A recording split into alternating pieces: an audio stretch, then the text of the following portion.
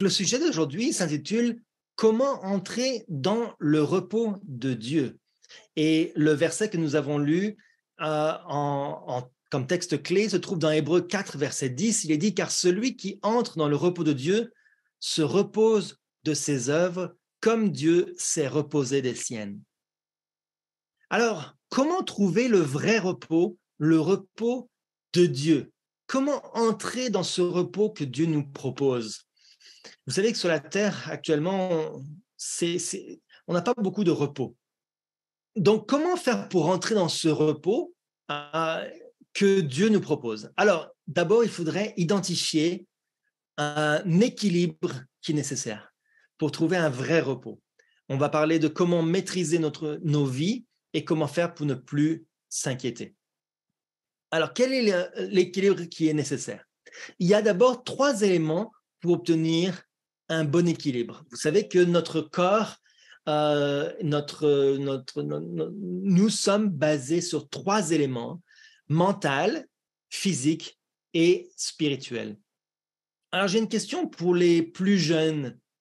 Qu'est-ce qui se passe ou plutôt, quelle forme de chaise est la plus stable parmi ces 3 formes-là? Quelle forme a le plus petit nombre de pattes ou de pieds pour rester stable? Si vous vous asseyez sur un tabouret qui a 4 pattes, ou bien 3 pattes, ou bien 1 patte, laquelle sera la moins stable? C'est bien sûr celle qui aura une seule patte, n'est-ce pas? Ça ne va pas être stable du tout. Mais parmi ces deux-là, les deux sont des possibilités. On peut avoir un tabouret de 4 pattes ou bien de 1 et ça sera quand même très stable. Mais si un tabouret comme ça qui a 3 pattes, il y en a une qui est plus courte que l'autre, ou bien on en coupe une, est-ce que là, ça va devenir stable? Non, ça va tomber. Pour un tabouret qui est fait pour avoir 4 pattes, si on en coupe 2 aussi, il n'en reste plus que 2, c'est pareil, ça va tomber. Et ce tabouret, alors ça c'est une chose assez unique pour la petite anecdote, c'est que ça c'est un vrai tabouret qui existe, que les fermiers s'attachaient autour de leur hanche pour traire les vaches. Comme ça, ils pouvaient facilement se lever, s'asseoir, ils avaient juste un point, plus leurs 2 jambes, et ça faisait 3 points d'appui. Donc, au minimum, il faut 3 points d'appui pour être stable dans la vie. Et de la même manière, pour nous, il nous faut 3 éléments pour obtenir un bon équilibre. Alors, on sait que dans notre corps, âme et esprit, on sait que ces 3 éléments doivent être équilibrés. Et chacun va interagir l'un sur l'autre. On sait aujourd'hui, grâce à la science, que le mental et les émotions ont beaucoup d'effets sur le physique. Okay? Mais même si on n'a absolument aucun stress mental, on a une vie très simple, très agréable, notre spiritualité peut aussi affecter notre santé et notre mental. Regardez comment est-ce que notre esprit, notre spiritualité peut affecter même notre santé. Dans Psaume 31, versets 9 à 10, il est dit « Aie pitié de moi, Éternel, car je suis dans la détresse. J'ai le visage, l'âme et le corps usés par le chagrin. » Donc ça, c'est émotionnel. « Ma vie se consume dans la douleur et mes années dans les soupirs. Ma force est épuisée à cause de quoi? Mon iniquité et mes os dépérissent. » Donc, l'iniquité, c'est le péché. D'accord? Donc, le péché va nous épuiser physiquement. Il y a un impact de notre spiritualité sur notre vie émotionnelle et physique. Notre esprit, notre corps vont être affectés par notre spiritualité. Donc voilà pourquoi il est important d'obtenir la paix et le repos que Dieu nous donne en ayant un équilibre entre ces 3 éléments. Il n'est pas possible d'être en paix si on n'a pas une vie spirituelle active et efficace. Je connais des familles, même des familles dans l'Église, qui, toute la semaine, ont une vie de mondain, qui n'ont pas de relation particulière avec Dieu. qui ne passent pas du temps avec Dieu chaque jour, qui ne lisent pas leur Bible, qui ne font pas de culte du matin et du soir, qui ne chantent pas. Et qu'est-ce qui se passe? Leur trépied, leur tabouret a seulement 2 pattes. Peut-être qu'ils ont une bonne santé du corps. En tout cas, ils font de leur mieux pour avoir une bonne santé du corps. Ils sont végétariens, ils font de l'exercice. Peut-être qu'ils n'ont pas de soucis émotionnels, mais comme leur spiritualité n'est pas là, n'est pas présente, eh bien, ils vont avoir un déséquilibre et finalement, ça va affecter toute leur vie, pas seulement la vie spirituelle. Ça va avoir une influence dans les autres aspects. Alors, le péché, ça nous consume, ça nous use, ça nous épuise. Et on a un dispositif dans notre corps qui est capable de discerner le péché. Savez-vous quel est le dispositif qui s'éveille lorsque nous commettons un péché? C'est notre conscience. Dans Psaume 106, au verset 6, il est dit « Nous avons péché comme nos pères, nous avons commis l'iniquité, nous avons fait le mal. » Comment est-ce qu'on peut savoir que nous avons fait le mal? Comment est-ce qu'on peut savoir qu'on a commis des péchés? C'est parce que notre conscience va nous dire « Ceci est mal. Cette chose que tu as faite est une mauvaise chose. » Nous avons tous une conscience. Le rôle de la conscience, c'est comme un avertisseur qui va nous signaler que quelque chose ne va pas. C'est le même rôle que va jouer la douleur dans le corps. Lorsqu'on se fait mal, on va se couper quelque chose, on va se brûler, eh bien, le corps va nous signaler à travers la douleur que quelque chose ne fonctionne pas bien, quelque chose ne va pas. La conscience tient le même rôle pour les choses spirituelles. On va se sentir accusé par notre conscience. Peut-être personne n'est au courant de notre péché, mais notre conscience va nous dire ce que tu as fait là n'est pas bien. Et la conscience ne va pas faire autre chose que de nous avertir. Elle ne peut pas nous trouver une solution. La conscience ne peut pas régler le problème. La conscience ne peut pas nous apaiser. La conscience est un signal d'urgence. Quelque chose ne va pas et il faut maintenant agir. Bien souvent, les gens nous disent il faut avoir de la miséricorde. Vous savez, lorsque quelqu'un pêche, lorsque quelqu'un fait quelque chose de mal, il faut avoir de la patience, de la miséricorde. Et c'est c'est tout à fait vrai. Mais qu'est-ce qui se passerait, par exemple, si mon fils ou ma fille de 4 ou 5 ans va s'approcher de quelque chose qui est chaud et va toucher une casserole chaude. Et il touche la casserole chaude et il n'y a aucune douleur. Il y a des maladies, vous savez, des gens qui sont malades, qui n'ont pas de système de douleur. Et aucune douleur n'arrive. Il touche la casserole chaude, il ne réalise pas que c'est chaud et ses mains sont complètement brûlées. Ça ne serait pas de la miséricorde de ma part de ne rien dire, de ne pas l'avertir en disant « Oh, ben, au bout d'un moment, il va bien enlever sa main. » Okay? Donc ça ne serait pas une chose positive. Le rôle de la conscience, c'est d'avertir. Dans Éducation, page 67, il est dit « Ce dont le monde a le plus besoin, c'est d'hommes et de femmes, non pas d'hommes qu'on achète et qui se vendent, mais d'hommes profondément loyaux et intègres, des hommes qui ne craignent pas d'appeler le péché par son nom, des hommes dont la conscience soit aussi fidèle à son devoir que la boussole l'est au pôle, des hommes qui défendraient la justice et la vérité, même si l'univers s'écroulait. » Le premier élément pour avoir un bon équilibre, c'est notre conscience qui nous fait réaliser que nous avons péché. Il faut appeler le péché par son nom. Il faut que nous sachions pertinemment que le problème est là. Si nous ne prenons pas conscience de notre problème, nous ne pouvons pas lutter contre ce problème. Donc, le système de la douleur est essentiel. De nos jours, il y a la médecine moderne qui nous propose des solutions pour pallier à nos problèmes. Qu'est-ce qui se passe lorsqu'on a un peu de fièvre, lorsqu'on a une maladie? Eh bien, quelle est la première recommandation des médecins ou des pharmaciens?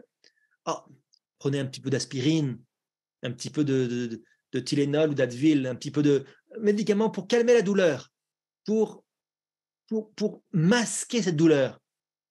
Et qu'est-ce qui se passe? Ah bien, on se sent bien, on n'a plus de problème.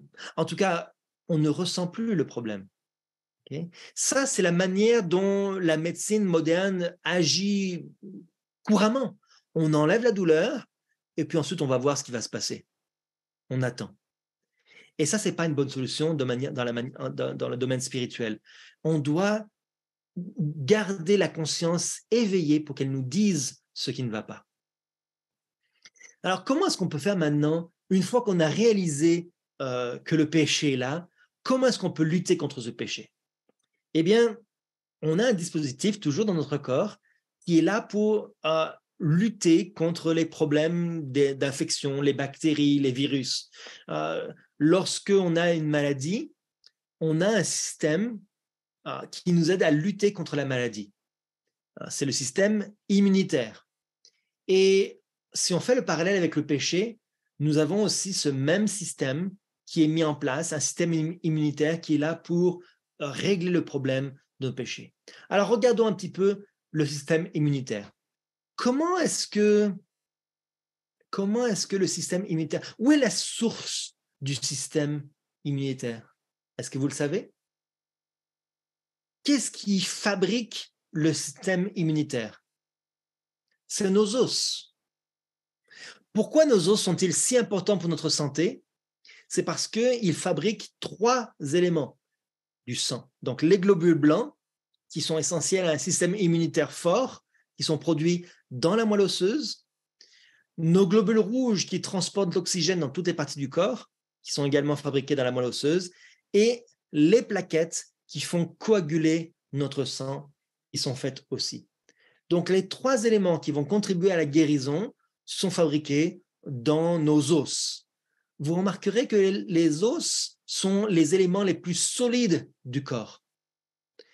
De la même manière pour le péché, quand nous devons lutter contre le péché, nous devons utiliser la partie la plus solide qui existe sur Terre, qui n'est pas en nous bien sûr, mais qui est la partie la plus solide qui existe, c'est la parole de Dieu. C'est ça qui va nous aider à lutter contre le péché. Donc les globules blancs vont attaquer les bactéries ou les virus, les globules rouges vont transporter l'oxygène et entretenir le bon fonctionnement du corps, et les plaquettes vont coaguler, vont empêcher, s'il y a une blessure, une coupure, vont fermer la coupure, fermer le mal, l'accès au mal, pour que les bactéries et les virus ne puissent plus continuer à rentrer dans notre corps. Et ces 3 éléments, à nouveau, 3 éléments, vont être essentiels pour nous aider à lutter contre le péché. Alors, lorsque nous voyons ce système immunitaire qui est basé sur les os, la Bible nous parle aussi de la santé de nos os. Dans Proverbe 17, verset 22, il est dit « Un cœur joyeux est un bon remède, mais un esprit abattu dessèche les os. » Donc, pour avoir une bonne santé spirituelle et physique, il nous faut un cœur joyeux. Okay? C'est la meilleure prescription qui nous soit donnée en faveur d'un bon système immunitaire. L'hiver arrive, en tout cas dans notre hémisphère, l'hémisphère nord, l'hiver arrive, et avec l'hiver viennent toutes sortes de maladies. On a la grippe, on a bien sûr la COVID-19, on a toutes sortes d'autres maladies qui vont et qui viennent, les maladies infantiles, toutes ces maladies qui arrivent. Et pour toutes ces maladies, il faut un bon système immunitaire. Et pour cela, c'est vrai qu'on peut prendre des remèdes naturels, on peut fortifier notre corps, on peut prendre des vitamines, mais la première recommandation du grand médecin, c'est un cœur joyeux. Frères et sœurs, est-ce que vous êtes joyeux? Dans votre cœur, est-ce que vous avez la joie à l'intérieur? Moi, grâce à Dieu, je suis tout le temps joyeux. C'est très rare que mon cœur est abattu, que je suis triste. Ne laissez pas la tristesse vous envahir, parce que cela va dessécher vos os physiques et spirituels. Cela va empêcher la bonne formation d'un système immunitaire. Alors, on continue à propos des os. Dans Proverbe 3, versets 5 à 8, il est dit « Confie-toi en l'Éternel de tout ton cœur et ne t'appuie pas sur ta sagesse. Reconnais-le dans toutes tes voies et il aplanira tes sentiers. Ne sois point sage à tes propres yeux, crains l'Éternel et détourne-toi du mal. Ce sera la santé pour tes muscles et un rafraîchissement pour tes os. Alors à nouveau, qu'est-ce qui va être bon pour notre système immunitaire, pour nos os? De se confier en Dieu, de ne pas se faire confiance à nous-mêmes, ne pas s'appuyer sur notre sagesse, mais plutôt faire confiance à la sagesse de Dieu, et de le reconnaître dans toutes nos voies. Ça veut dire quoi reconnaître? Ça ne veut pas dire qu'on va juste affirmer que Dieu existe. Ça veut dire qu'on va lui permettre de diriger chacun de nos chemins. Et devons nous détourner du mal. Donc, voilà les méthodes que Dieu nous montre de manière biblique, mais aussi de manière scientifique, pour nous aider à lutter contre les maladies et aussi contre la maladie du péché. C'est pas pour rien que le système immunitaire lutte contre les agressions du dehors et que notre foi, notre caractère doit lutter contre les agressions spirituelles de l'ennemi. Alors, notre conscience va être là, comme on l'a dit tout à l'heure, pour nous avertir du danger et pour nous aider. Mais comment est-ce qu'on peut nourrir et aiguiser notre conscience? Dans un livre en anglais, Conseil sur l'école du sabbat, il nous a dit « La Bible est le livre des livres. Elle vous donnera la vie et la santé. Elle calme les nerfs, communique un esprit résolu et affermit les principes. » Donc la Bible est ce qui va nous aider à affermir nos principes. Notre conscience a besoin d'être basée sur des principes, le bien et le mal. Et elle ne va pas développer notre conscience ne doit pas être flexible dans le sens qu'elle ne doit pas être oh, un jour ça c'est bien, puis le lendemain, oh, les circonstances sont différentes, finalement c'est mal. Okay? Donc pour développer une conscience pure, il faut que nous soyons capables de déterminer la différence entre le bien et le mal de manière fiable. C'est ça des principes. Nous savons la différence entre le bien et le mal. Et la tradition ou la société ne sont pas des références fiables. Vous savez que la société nous enseignait il y a environ une quarantaine d'années que l'homosexualité était un crime. C'était un crime coupable d'emprisonnement.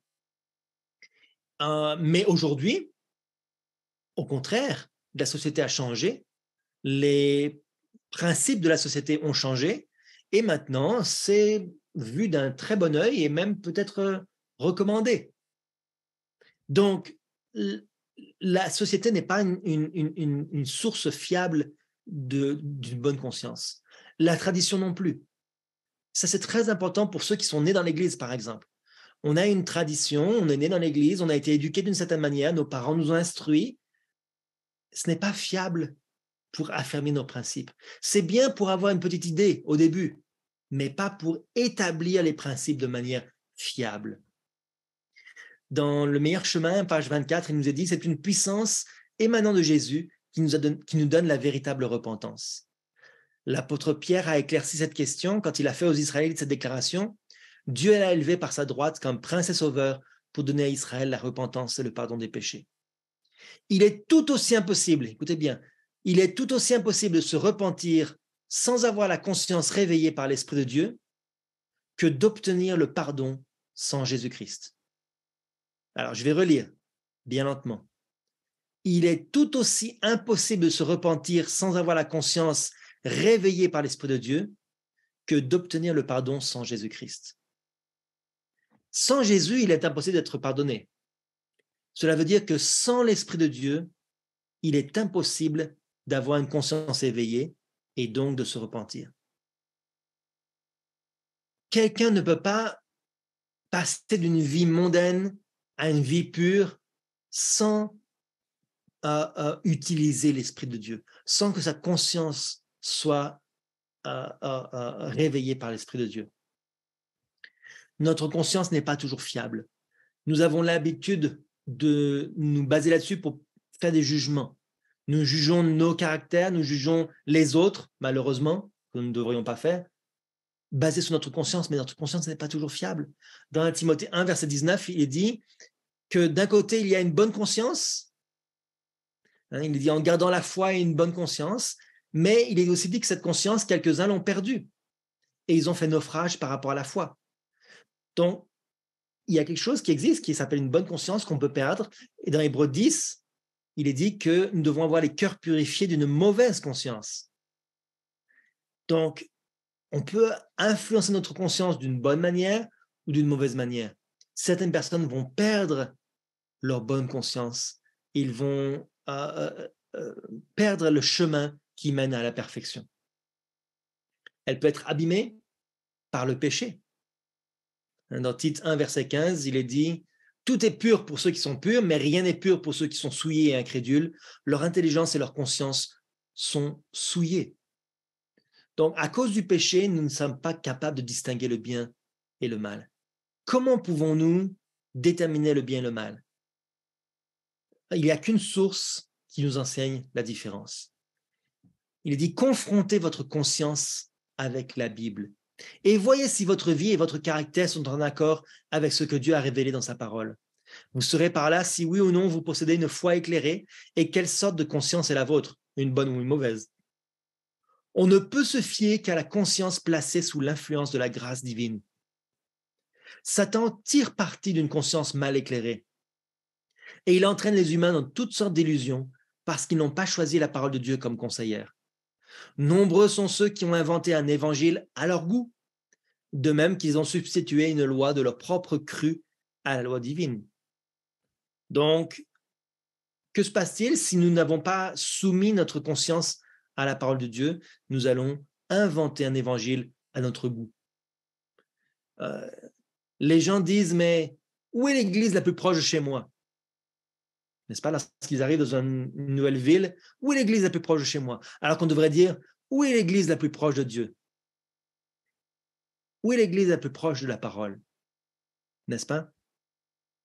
Alors, lorsque nous ne soumettons pas à la Bible, lorsque nous ne lisons pas nos Bibles, parce qu'on pense la connaître déjà, eh bien notre conscience est mal éclairée. Et Satan va tirer parti de cela. Dans l'Église, frères et sœurs, Satan va puissamment vous influencer pour que vous soyez illusionnés. La semaine dernière, on avait parlé de comment Satan utilise ses illusions pour nous ensorceler, finalement, pour nous captiver et nous faire croire que ce que nous faisons est bien ou ce que nous devrions faire n'est pas bien. Et donc, il va nous illusionner, il va nous entraîner dans ces pièges. Alors, comme l'apôtre Paul, nous voulons rétablir une conscience pure. Dans Acte 24, il est dit « C'est pourquoi je m'efforce d'avoir constamment une conscience sans reproche devant Dieu et devant les hommes. » Alors, une fois que nous avons identifié les problèmes, une fois que notre conscience nous a montré ce que nous faisons qui est mal, comment faire pour maîtriser notre vie? Comment faire pour régler le problème? Vers quoi notre conscience nous pousse-t-elle? Dans Jean 8, verset 32, il est dit « Vous connaîtrez la vérité et la vérité vous affranchira. » Une fois que nous savons quel est le problème, nous avons identifié le problème, nous savons que ce que nous faisons est mal, cette connaissance-là va nous affranchir. La première étape pour nous affranchir, c'est d'identifier nos mauvaises actions et nos idées erronées. C'est ce que notre conscience fait, c'est ce que nous avons dit. Je ne veux pas rester trop longtemps sur ce point-là, mais juste peut-être lire le verset de Job 34, où il nous est dit « Montre-moi ce que je ne vois pas ». Notre conscience doit être encore plus éclairée que ce qu'elle est actuellement. Nous devons demander à Dieu qu'il nous montre même les erreurs que dont nous n'avons même pas conscience. Si j'ai commis des injustices, je n'en commettrai plus. La deuxième étape, c'est d'ensuite éliminer nos mauvaises actions. Maintenant que nous les avons identifiées, nous devons les éliminer. Dans Proverbe 4, versets 14 à 15, il est dit « N'entre pas dans le sentier des méchants et ne marche pas dans la voie des hommes mauvais. Évite-la et n'y passe point. Détourne-t'en et passe outre. » Évitons de marcher avec les gens que nous avons identifié par notre conscience que ces gens-là pratiquent le mal, n'allons pas avec ces gens-là. Éliminons tout le mal de notre vie. Supprimons les mauvaises actions de notre vie. Détournons-nous du mauvais chemin. Et ensuite, remplaçons le mal par le bien. Dans Romains 12, versets 9 et 21, il est dit que la charité soit sans hypocrisie, ayez le mal en horreur et attachez-vous fortement au bien. Donc, on se détache du mal et on s'attache au bien. Et le verset 21 nous dit, ne te laisse pas vaincre par le mal, mais surmonte le mal par le bien. Lorsque quelqu'un va changer de vie, il ne peut pas juste supprimer ce qui ne va pas. Vous savez, la nature a horreur du vide, on le dit. On ne peut pas, par exemple, si on veut devenir végétarien, on ne peut pas juste supprimer la nourriture animale et c'est tout. On doit remplacer par une nourriture appropriée. On doit étudier comment remplacer les protéines animales, comment remplacer les vitamines ou les minéraux qu'on aurait pu manquer, comment avoir des repas équilibrés. Et à ce moment-là, on va être éduqué et on va remplacer la mauvaise nourriture par une nourriture qui va être bonne pour notre santé. C'est comme ça qu'on peut nous attacher au bien. Étudions pour savoir comment faire le bien. Dans Exode 20, Dieu avait un plan pour cela. Pour nous apprendre comment faire le bien, il nous a permis, et c'est là où on revient au début, il nous avait donné un plan pour que nous puissions étudier. Un jour par semaine, où nous pouvons étudier sa parole, où nous pouvons étudier en profondeur, plus que tous les autres jours de la semaine où nous sommes occupés à nos affaires. Un jour où vraiment nous pouvons passer toute notre journée à étudier comment nous reposer. Dans Exode 20, il était dit, souviens-toi du jour du repos pour le sanctifier. Tu travailleras 6 jours et tu feras tout ton ouvrage, mais le 7e jour est le jour du repos de l'Éternel ton Dieu. Tu ne feras aucun ouvrage, ni toi, ni ton fils, ni ta fille, ni ton serviteur, ni ta servante, ni ton bétail, ni l'étranger qui est dans tes portes. Alors on le sait, nous ne devons pas travailler le sabbat. Mais est-ce que c'est ça ce repos dont Dieu parlait? C'est juste le repos, est-ce que c'est juste d'arrêter de travailler? Est-ce que c'est juste de se reposer du travail qu'on a fait durant la semaine? On a les bras fatigués, on a envie de dormir. C'est ça ce repos que Dieu veut nous donner? Pour tous les adventistes, tous ceux qui pratiquent le sabbat, est-ce que c'est juste ça que Dieu veut pour nous? Non, pas du tout, frères et sœurs. Regardez le repos que Dieu veut nous donner. Dans 2 Samuel 7, il est dit, j'ai donné une demeure à mon peuple, à Israël, et je l'ai planté pour qu'il y soit fixé et ne soit plus agité, pour que les méchants ne l'oppriment plus comme auparavant, et comme à l'époque où j'avais établi des juges sur mon peuple d'Israël. Je t'ai accordé du repos en te délivrant de tous tes ennemis, et l'Éternel t'annonce qu'il te créera une maison. Donc, Dieu va nous donner du repos physiquement, c'est vrai, le sabbat. Mais aussi, il va nous donner du repos pour que nous ne soyons plus agités, persécutés par les ennemis, et il veut nous délivrer de tous nos ennemis. Alors, nos ennemis, moi, j'en ai pas beaucoup personnellement. Je ne sais même pas si je pourrais dire que j'en ai un. Mais en tout cas, c'est quoi notre plus grand ennemi? Quel est l'ennemi dont Dieu veut vraiment nous libérer pour qu'on ne soit plus agité et perturbé par cet ennemi? Quel est le plus grand ennemi qui ne nous laisse pas nous reposer?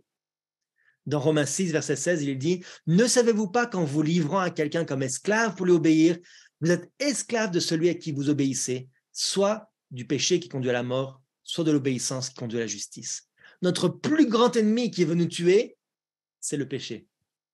Et frère, ça, nous, est-ce qu'on aurait envie de rester dans ce péché?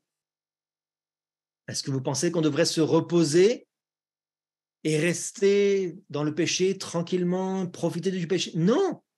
Le péché veut nous tuer. Notre plus grand ennemi, Dieu, veut nous libérer de ce fardeau, libérer de cet ennemi. C'est ça le vrai repos que Dieu veut pour nous. Lorsqu'il dit qu'il a un repos qui est réservé pour le peuple de Dieu et qu'il veut nous libérer de nos ennemis, c'est du péché. Regardez, dans Hébreux 4, il est dit « Car celui qui entre dans le repos de Dieu se repose de ses œuvres comme Dieu s'est reposé des siennes.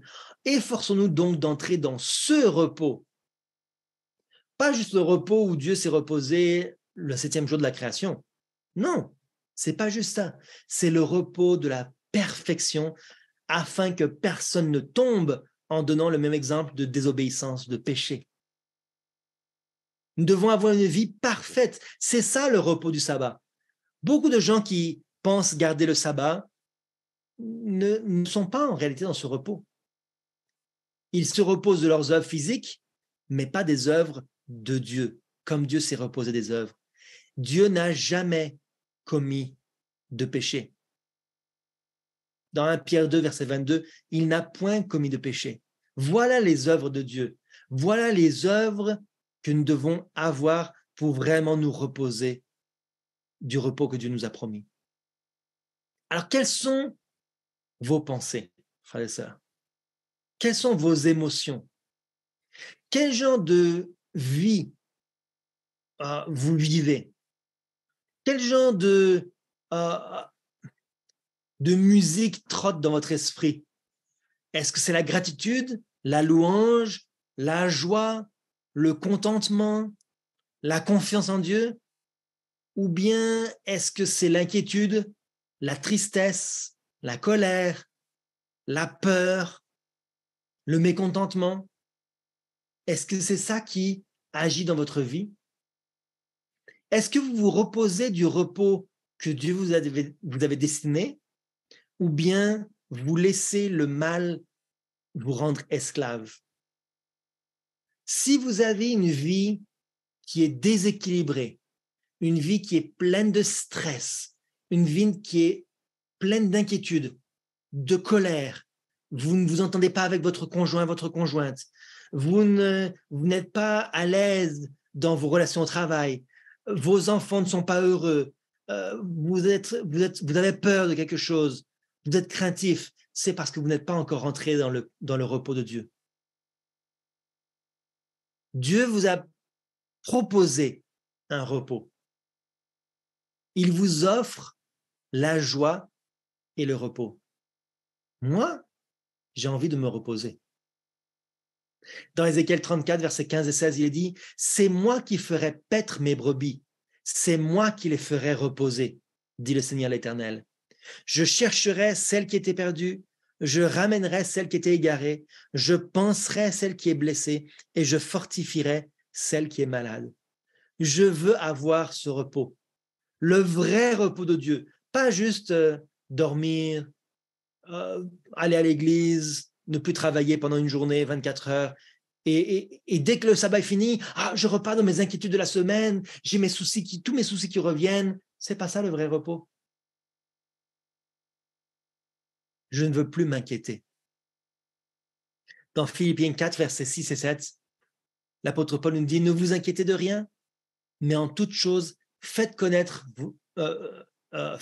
vos besoins à Dieu par des prières, des supplications, avec des actions de grâce. Et la paix de Dieu qui surpasse toute intelligence gardera vos cœurs et vos pensées en Jésus-Christ. » Voilà la paix, voilà le repos que Dieu veut nous donner. On parle à Dieu, on explique nos problèmes et Dieu va régler ces problèmes. C'est lui qui gardera nos cœurs et nos pensées. C'est lui qui protégera notre vie du danger de l'ennemi qui est le péché. Comment est-ce que va faire Dieu pour prendre soin de nous? Je vais passer rapidement parce que vous connaissez ce passage de Matthieu 6. Il y a beaucoup de versets, mais Jésus prend plusieurs exemples pour nous encourager à ne pas nous inquiéter. Il parle des oiseaux qui ne sèment ni ne moissonnent, et pourtant notre Père Céleste les nourrit. Il parle des lys des champs qui ne travaillent ni ne filent, et cependant ils sont revêtus, comme encore mieux que Salomon. Il parle de l'herbe des champs qui un jour existe et qui demain va être brûlé, va disparaître. Le Seigneur dit, ne nous inquiétons pas de ces choses-là. Dieu sait que nous en avons besoin. Dieu sait que nous avons besoin de travailler, mais ne soyons pas inquiets à propos de ces choses-là. Quelle est la première chose pour rechercher et pour obtenir le repos de Dieu? Quelle est la toute première chose que nous devons faire pour avoir ce vrai repos? Matthieu 6, verset 25 nous dit, verset 34 et 35 nous dit, cherchez premièrement le royaume et la justice de Dieu. Et toutes ces choses vous seront données par-dessus. Ne vous inquiétez donc pas du lendemain, car le lendemain aura soin de lui-même. À chaque jour suffit sa peine. À chaque jour suffit sa peine. La première chose à faire, c'est de rechercher le royaume et la justice de Dieu. Dans toutes vos priorités, frères et sœurs, mettez Dieu en tout premier. Dans tous vos choix que vous allez faire, mettez Dieu en premier. Et vous allez voir que vos soucis, votre tristesse, vos émotions négatives, vos inquiétudes, votre stress, vos problèmes au travail, vos problèmes de couple, tout cela vont disparaître. Toutes ces choses vont disparaître si vous mettez Dieu et sa justice en premier. Si vous réglez votre vie, si vous obtenez le caractère de Jésus, si vous recherchez instamment cette paix qu'il peut vous donner, ce repos qu'il peut vous donner, toutes les autres choses vont être réglées. Alors en conclusion, il nous faut ces trois choses pour obtenir le repos. Identifier les poisons spirituels, les choses qui nous détournent de Dieu, s'en débarrasser en adoptant la vérité et faire confiance à Dieu pour qu'il accomplisse toutes ses promesses. Si une seule de ces trois choses manque dans votre vie, frères et sœurs, vous êtes assis sur un tabouret qui n'a que deux pattes ou une et vous n'êtes pas stable. Pour avoir de la stabilité, frères et sœurs, analysez votre vie, recherchez les erreurs de votre caractère, débarrassez-vous-en en adoptant la vérité, en priant instamment Dieu, et Dieu va vous aider à vous en débarrasser. Et faites confiance à Dieu pour le reste. Et il va accomplir ses promesses. Et c'est ces trois choses-là qui vont vous aider à avoir la paix en vous et qui vont vous aider à rentrer dans le repos de Dieu. La dernière chose que je voudrais lire, c'est dans Proverbes chapitre 4, versets 20 et 22. Il est dit, « Mon fils, sois attentif à mes paroles. Prête ton oreille à mes discours, car c'est la vie pour ceux qui les trouvent, c'est la santé pour tout leur corps. » Aujourd'hui, pour être en bonne santé, on a tous les choix possibles. Pour une santé physique, on peut avoir une bonne nourriture biologique complète, une bonne nourriture équilibrée. Et pour une nourriture spirituelle, la meilleure nourriture, c'est d'être attentif aux paroles de Dieu. On doit rejeter la nourriture empoisonnée que Satan nous propose par toutes sortes d'attractions, toutes sortes de films, des musiques mondaines, tout ce qui nous propose aux alentours de nous, les choses qui sont des poubelles qu'ils nous proposent, on peut le rejeter. Les médias essaient de mettre aussi des poubelles dans nos assiettes, on va les refuser. On doit abandonner notre vie à Christ chaque jour, à chaque heure, et là on pourrait être en bonne santé en toutes circonstances, physiquement et spirituellement. Vous voyez comme la spiritualité va affecter notre santé physique et inversement. Soyons proches de Dieu, frères et sœurs. Si vous avez de l'instabilité dans votre vie, n'attendez pas plus tard. Ça ne va pas se régler tout seul. Vous allez encore plus être instable plus tard. Prenez du temps, arrêtez-vous, freinez dans votre vie et prenez du temps pour réfléchir. Qu'est-ce qui ne va pas? Et là, Dieu va vous aider. Alors, c'est mon vœu et ma prière pour que vous ayez une vie stable qui va vous emmener à profiter du repos de Dieu. Amen.